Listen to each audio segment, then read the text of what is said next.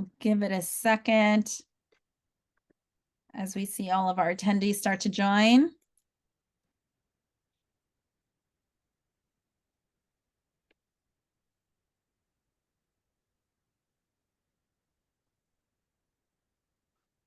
All right.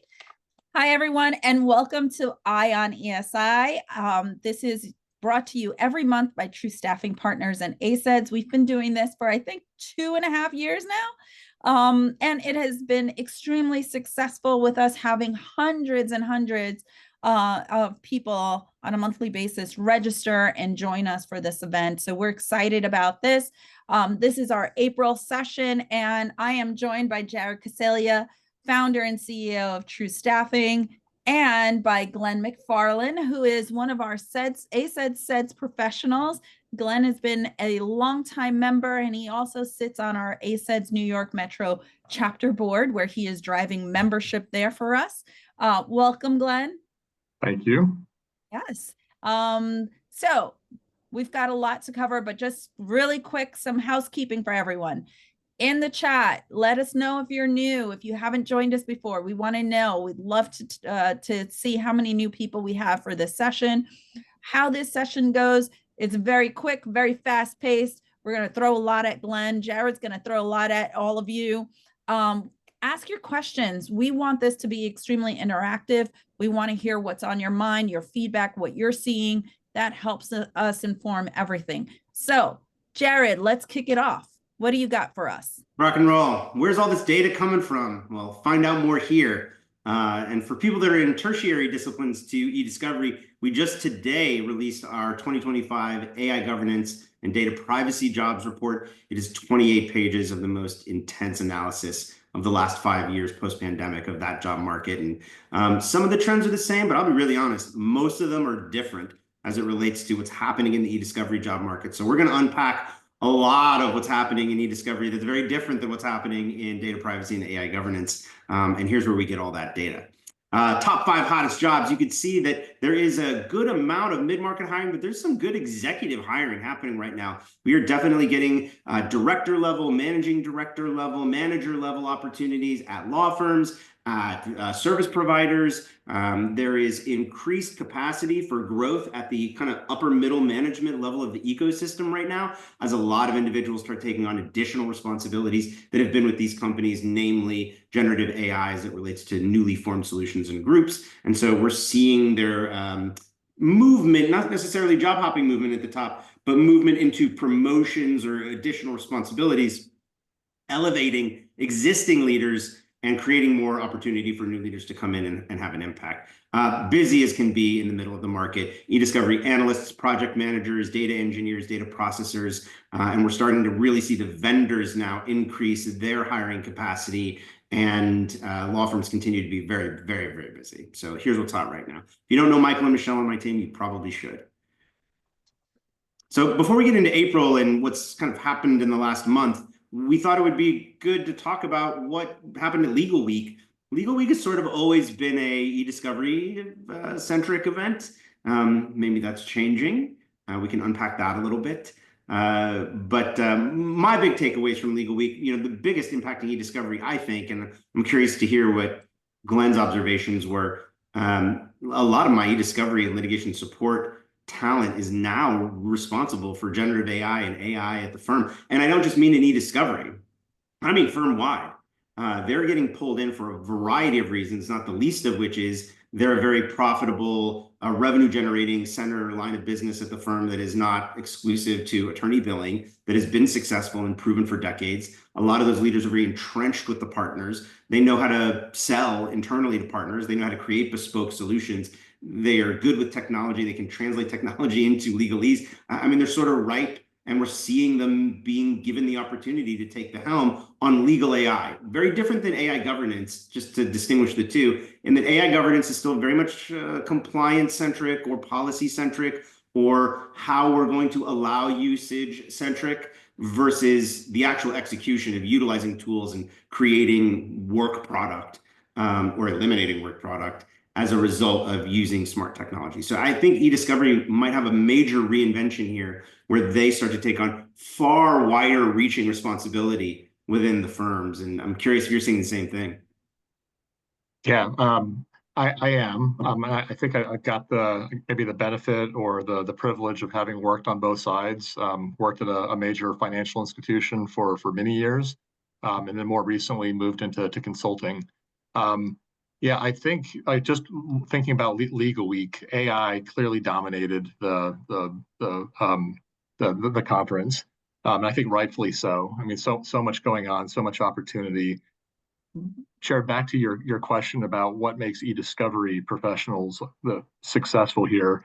It's because it's less about ideation and more about results, proven results, and showing return on the value. And so with that, there comes a lot of respect, and it elevates the status of those folks internally. So that's what we're seeing. One of the, I think, the big questions that's gotten posed is AI going to take my job? And it's the answer is probably no, even though there might be some fear mongering around that. My view is AI is not here to take your job; it's here to take your tasks, and it's tasks that none of us have ever really enjoyed doing, whether it's summarizing documents, first pass review, etc. If tech can handle it, then tech should do it. And it allows professionals like us the opportunity to free our time up to do more value added work, more strategic thinking about the case or the matters that we work on. I'm actually here in Dallas this week at the Mitra Tech conference, and the CEO said maybe the question isn't, is AI going to take my job, but rather how will jobs evolve with AI? Thought that was really insightful. I just want to add there, Jared, to that point is not only how will AI evolve, but how will I evolve for my job when using AI? I think that's an important aspect. It's not just important, it's required. I think there are a couple of assumptions in your statement, Glenn, that I'm just going to play contrarian to. The first of which is people don't want to do first pass review. I think there's a huge corpus of attorneys out there that enjoy doing it, that are very comfortable doing it, and don't necessarily want to step outside that comfort zone. Those people might lose their jobs because they are not able to reinvent. Here's where also people's jobs, I think, are threatened. What percentage of people's jobs are spent doing tasks that are going to be replaced by AI? Okay, fine. What are they doing with the time that's left?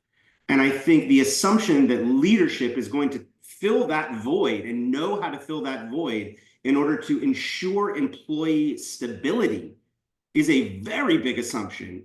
And I think that employees need to look at their bandwidth and create opportunities for themselves to get more training or to level up or to do different tasks.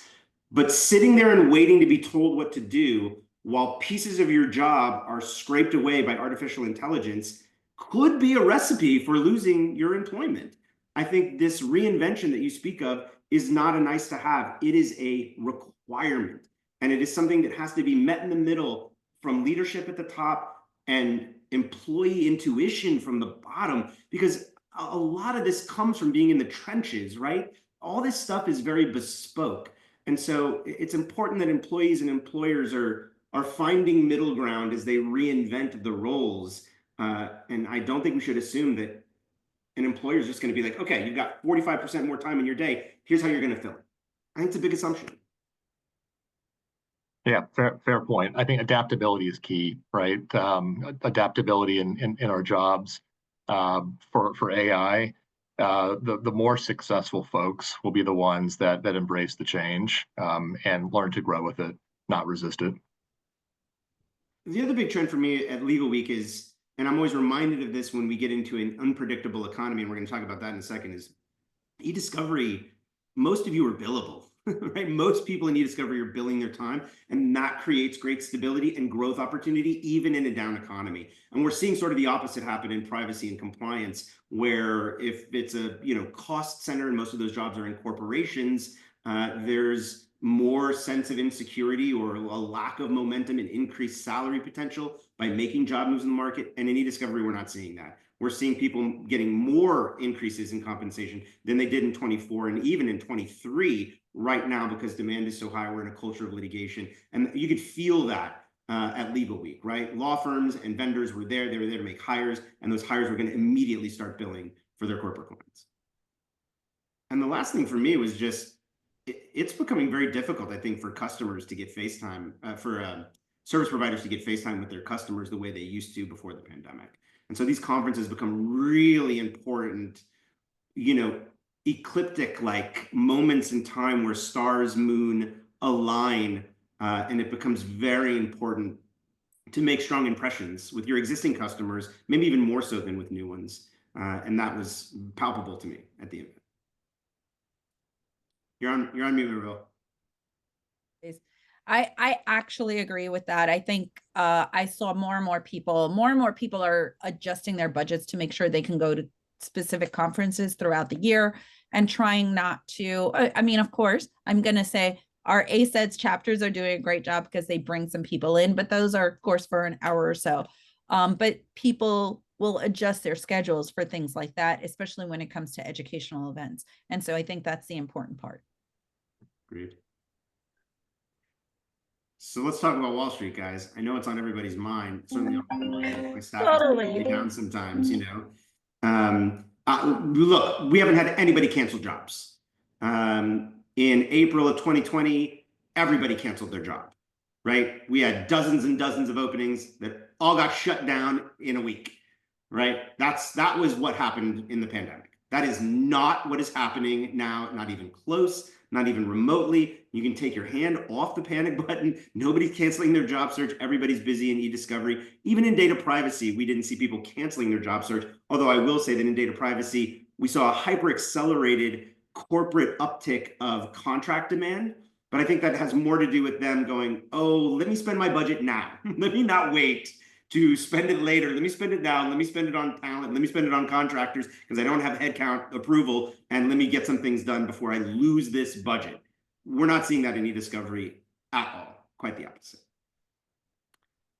We are seeing job seekers of all levels reaching out for guidance, though. I mean, it's been a lot fielding phone calls of people just like, what should I do?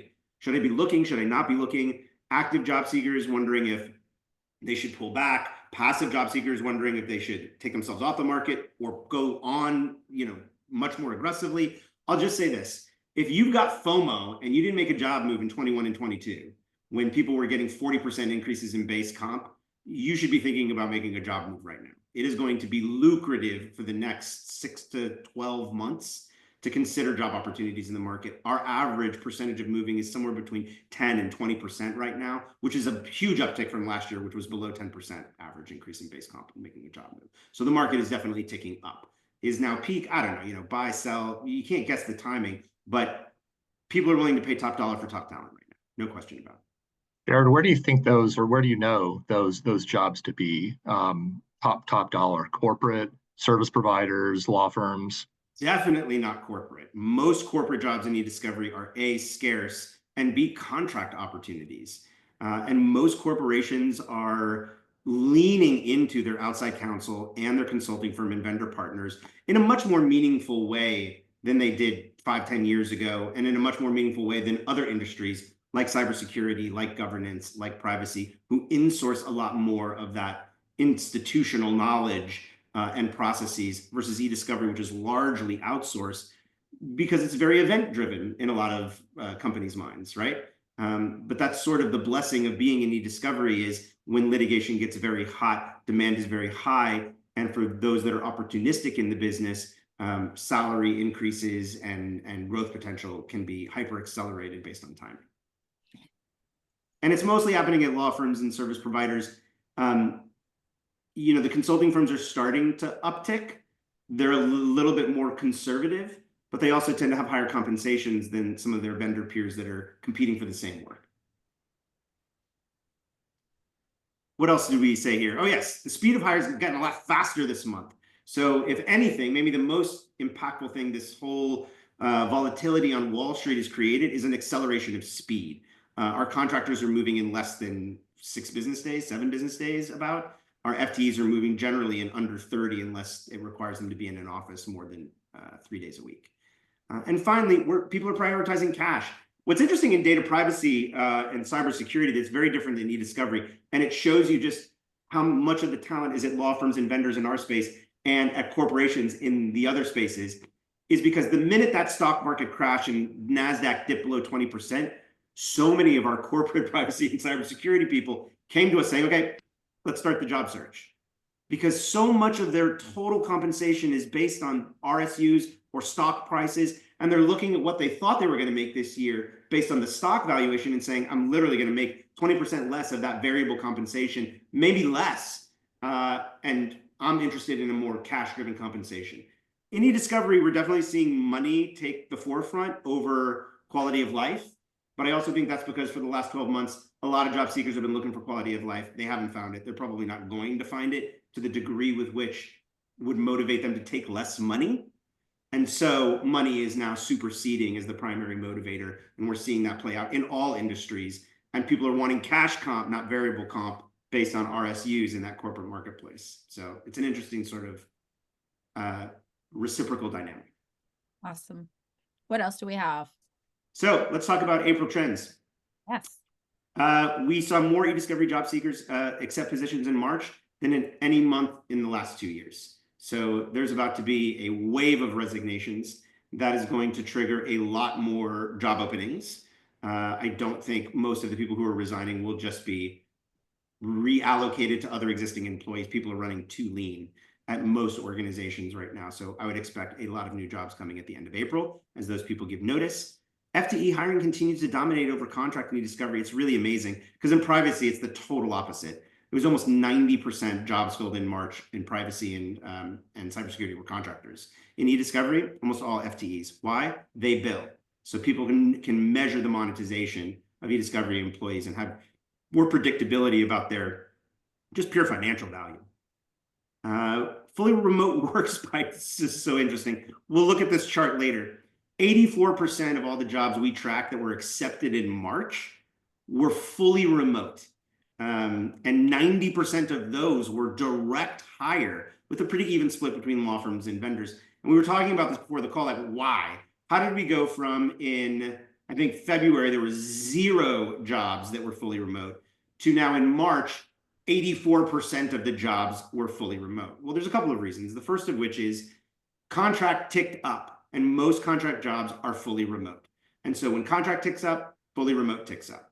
Additionally, there were a lot of law firms that went to market with fully remote jobs in late February, early March. Those jobs fill fast. Those jobs fill in 15 to 30 days. A fully remote job at a major law firm, or even a boutique law firm, is going to fill very quickly. That same job at a peer law firm that has a hybrid schedule might take 60 to 90 days to fill with the help of a recruiter. If it's 4 to 5 days in an office, it might take 120 to 180 days to fill, even with a recruiter. And if you're trying to staff these jobs without a recruiter, you might be trying to fill the same job that takes 6 days to fill on contract and 15 days to fill with a recruiter in a fully remote capacity. For a hybrid job, it could take you a quarter. It could take you a quarter and a half.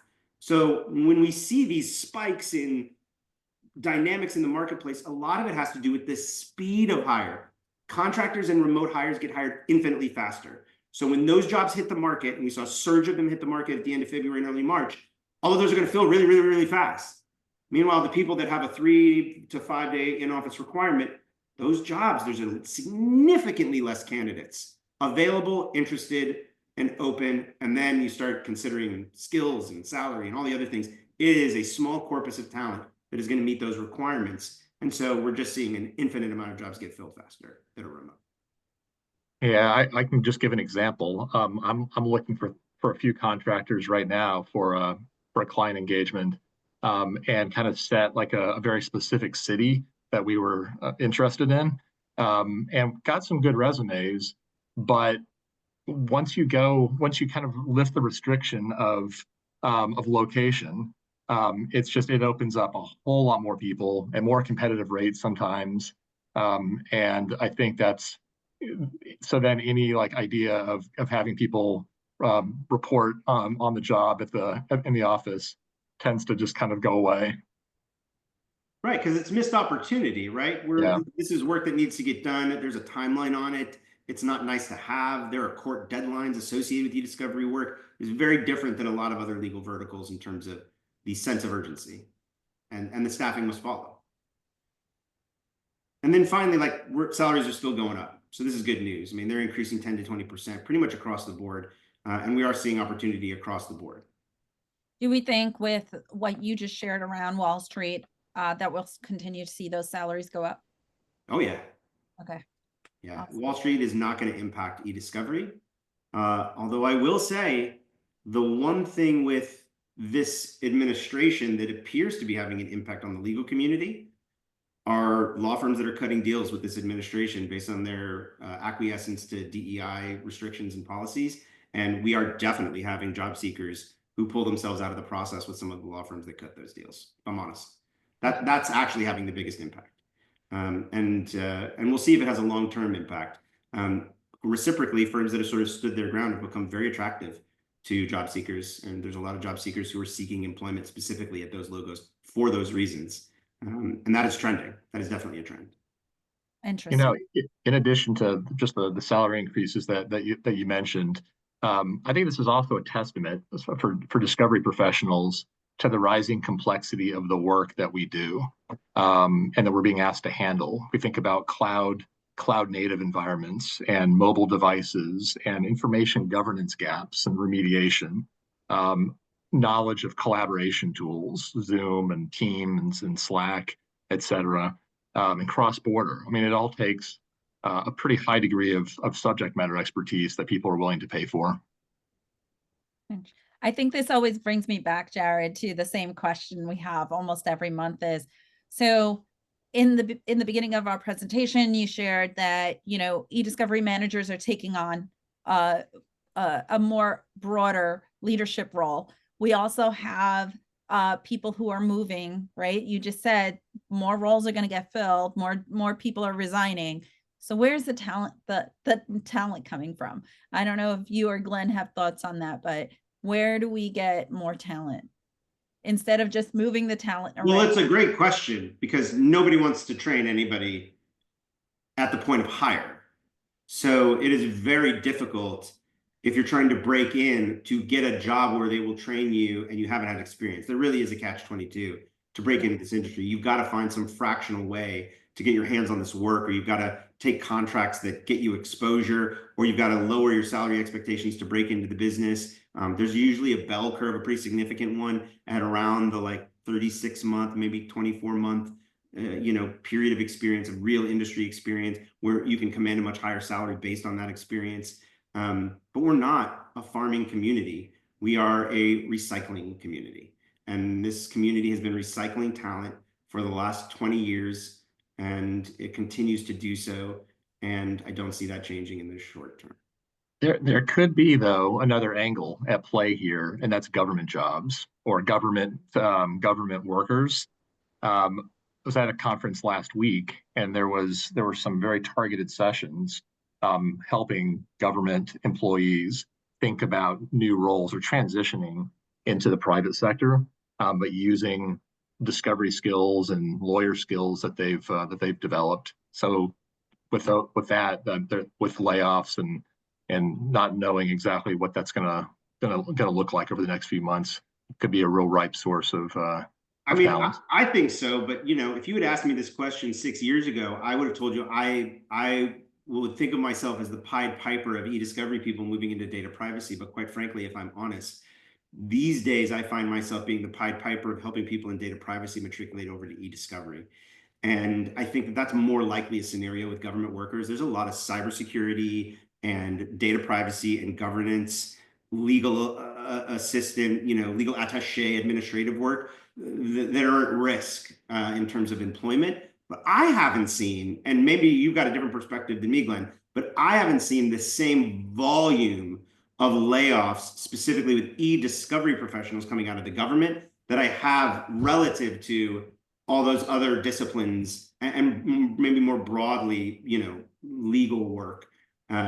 E-discovery people have been sort of okay. Not everybody, but more so, I think. Fair point. And with more litigation due to regulations and everything else, I think we'll be in a good place.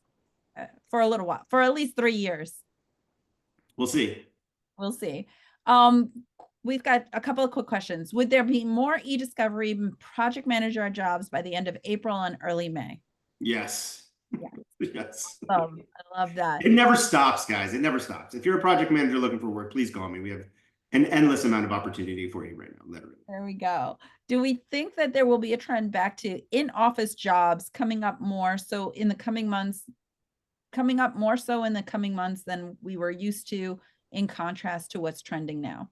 I mean, you see how just like dramatic the difference is between February and March and how quickly that metric can change. It just depends on who's leaving their jobs and what hits the market. I think what you see in like January through, January on this chart shows you what you should expect, right? The last 2 months are sort of as wild anomalies as it gets. A lot of it is because of pent up demand that then all got filled very quickly. A lot of because of what's happening in the world. So I wouldn't read into the anomalies as what to expect. I would read into all this other data, which is very clear that, 1 out of every 3 jobs, 1 out of every 4 jobs is going to be fully remote and the rest are not. Now, what's going to change that is I think the vendors and consulting firms are going to hire a lot more in the second quarter of this year relative to the last 2 years. And that will organically increase the amount of remote work that's available because most of those jobs will be remote. But as law firms continue to dominate the hiring cycles, those jobs are going to be hybrid, guys. Those law firms, for the most part, want those people in an office. And if they don't, they're going to fill their job in 30 days. This also just shows you the growth in where the jobs are from a salary perspective. And you can see like salaries are increasing a lot in the 150 to 200 range. This is the result of a recycling community, right? This is what happens in a community that recycles. It's expensive to recycle. It's not cheaper. In some ways, it's better for the environment, but it ain't cheaper. So as we continue to not create farming systems, we will continue to pay more money to steal the guy down the block or the gal down the block to come work for us. And that's what we're seeing happening in the market right now. And that's from pent up resistance to that trend, that now people don't have the luxury of being patient with. They've got to make hiring decisions and they're willing to pay a little bit more. And organizationally, here you see law firms are still dominating in terms of the volume of opportunities, but the vendors are ticking up, and you can see corporations are ticking down. So, and software companies are not hiring very much right now, not relative to like 5 years ago. So most of the opportunity is going to be at vendors and law firms. And I think you'll see my guess is the vendors are going to move past the 45, 50% by the end of April. That's my guess. Here's the salaries. Here's what went up. You can see specialists, PM coordinators, middle of the market gone up. For service providers, did anything go up here? It's kind of stagnant, MT. I think it's more or less stayed the same. What I'll say is this, though. What's true about both privacy and e-discovery is it's pretty rare we're placing people in volumes at the bottom of these ranges. Most of the people we're placing are now pretty close to the ceiling of our advertised ranges. And you're going to start seeing these ranges go up. So while some of these ranges haven't changed, right, what the employers are paying within them has been steadily increasing by 10 to 20% over the last quarter. So over the next quarter, you're going to see these, and probably the ones at law firms too, go up 5, 10% in order to accommodate those little slight increases in talent acquisition costs as a result of a more competitive marketplace. Are you seeing a lot of people move from the e-discovery role into that information governance role, especially now with AI? So if you define move by change jobs, no. Yeah. If you define move by bolster their existing responsibilities or skill sets, very much so. And part of that is because the insertion of generative AI to the governance discipline is a pretty immediately applicable thing that people are willing to green light, maybe more so than a discovery litigation. And they're going to lean on the people who they trust, who know that data, who know how to manage that data, that may have compartmentalized that data, and that's their e-discovery litigation support team, generally speaking.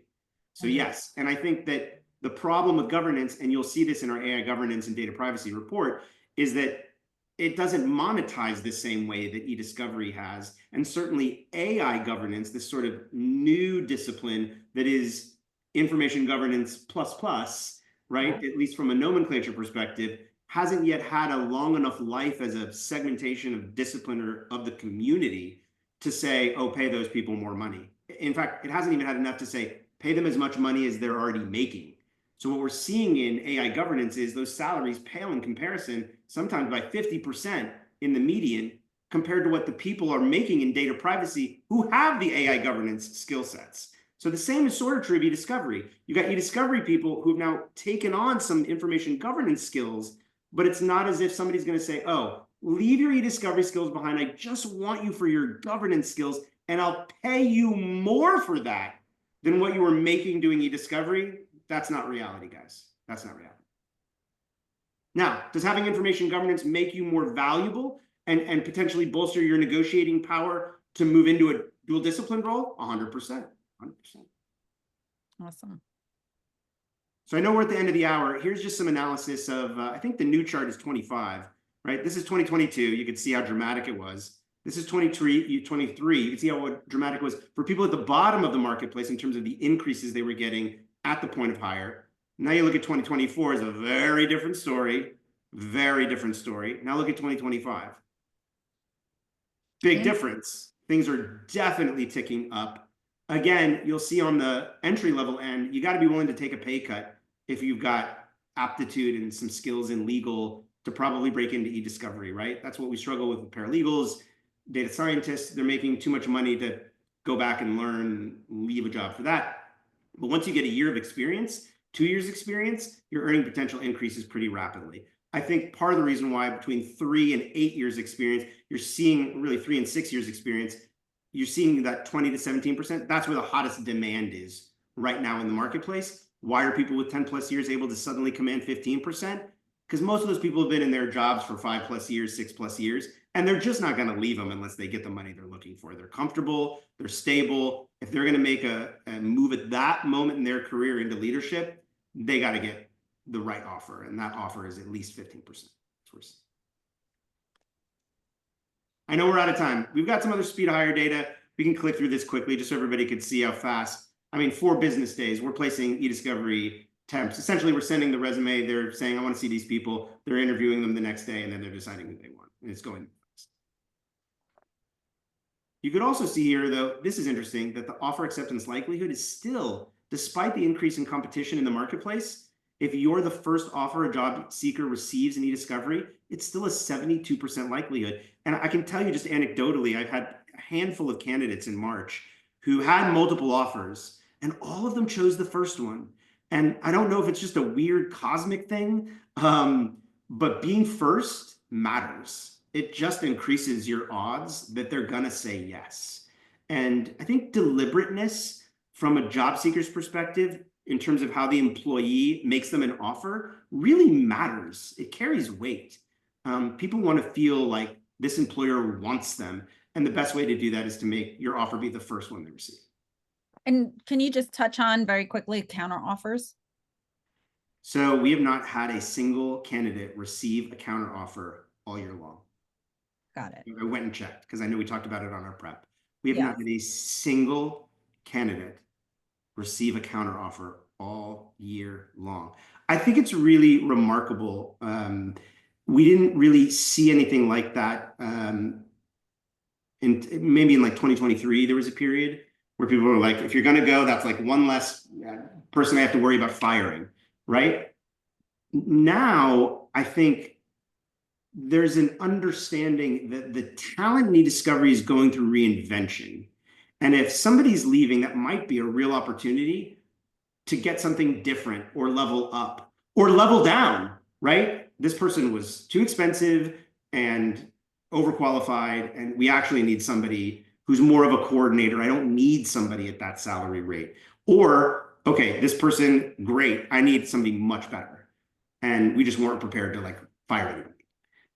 We see it all different directions. Or I'd love to find someone that has some Gen AI.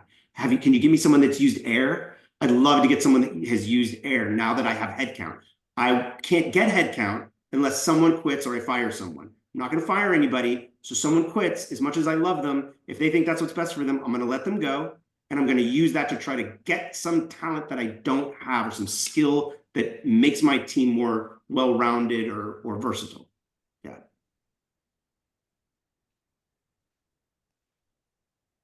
We've talked about this. There's a lot of FTE hiring in e-discovery. I think it's going to kind of stay that way for a while. Yeah. Motivations, money is now taking the top. You can see burnout has moved down. Opportunism, passive job seeking has moved up. Unemployment came up a little bit. Looking for remote work came down. So this is what's driving the market right now is money. I always love looking at that. That's the one that always stands out for me. Yeah, it's a good one. It's also such a great one because it's the first thing we always ask job seeker. You know, it's like, well, why? Why now? Why what's your why? Yeah. What's your why, man? And it's great because we track all that. It's very helpful, I think, for employers to understand what's driving job seekers. I've had to negotiate a lot less in the last quarter, right? And what do I mean when I say that? I mean, it's been easier to say, here are candidates' expectations, and employers are meeting them. Whereas I think if you go back and look at 23 and parts of 24, there was a lot of, here's the candidate expectation. Okay, you're coming below that. Why? How do you want me to sell that? Can I get you up a little bit so we're at least in that range? You know, there's a lot of that going on. There's a lot less of that going on. Employers are making it a little bit easier and just saying, this is what it takes. You know, get me a yes. So and we're not having a lot of rejections, I'll be honest. I mean, people that are getting multiple offers, someone's not going to be happy, but for the most part, you know, jobs are getting filled right now. It's a good time to look. Good. Nice. And who is this? So Jim Sullivan, amazing dude. He's founder of ediscovery AI. He's going to join us next week. I don't know if you've met. Have you met Jim, Glenn? I have met Jim. Glenn, you haven't met Jim? Oh, you should know Jim, Glenn. Jim is really a fascinating guy. They've got a really interesting piece of technology.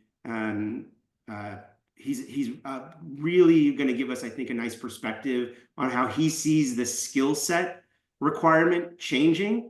And from a tool agnostic perspective, and he's got a great perspective on that. I got to spend some time with him at Legal Week. I hung out with him at Clock a year ago. I'm excited to have him on the show. I've been excited to finally collaborate with Glenn for years, doing something like this. And, you know, for everybody involved, you're a New York chapter leader, right, Glenn?